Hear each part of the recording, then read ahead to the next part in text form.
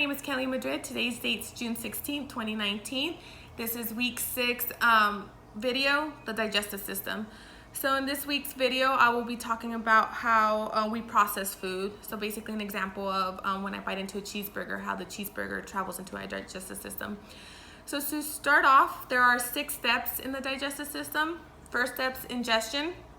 And basically what ingestion is biting into a food.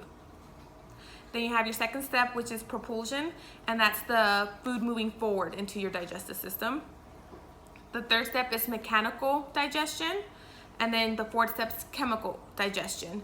Mechanical is basically the breakdown of the cheeseburger, no chemical reaction to it, just basically breaking down that cheeseburger down. And then the chemical is actually breaking down any proteins, carbs, or fats in that burger, so it's more of a chemical view. Then you have absorption, and absorption is basically our body absorbing those nutrients.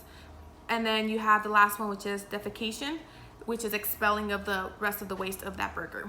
So we're gonna start off with me biting into the cheeseburger. It goes into your mouth. That's how I digest it. So our teeth and our glands in our mouth produce salivary glands, so it's known as saliva, to break down this cheeseburger that we have bit into. With the help of the teeth and the saliva, it breaks down that food and turns it into a bolus. That's the mechanical digestion of it. So then that bolus, with the help of the tongue, we swallow it.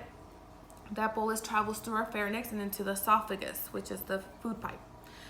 On where the esophagus and pharynx and esophagus, they have this wave-like form, which is called peristalsis, which it helps move the food forward, which is propulsion. As the food is moving forward, it goes down to the esophagus and then reaches your stomach. In the stomach, the food then sits there for 3 to 4 hours, but that bolus is receiving gastric juices and acid. So it's enzyme and acids just trying to break down more of that bolus down.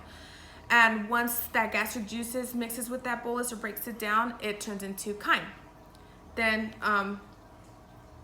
chyme then travels into the small intestine, and in the small intestine, with the help of the accessory glands, breaks down that chyme. So you have 3 accessory glands. You have the liver, the gallbladder, and the pancreas.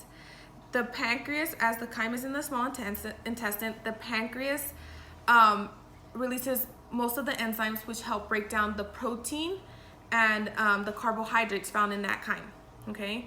And then the liver produces bile and releases that bile to the gallbladder, and then the gallbladder releases that bile into the small intestine to break down the fat. Bile is to basically fat digestion.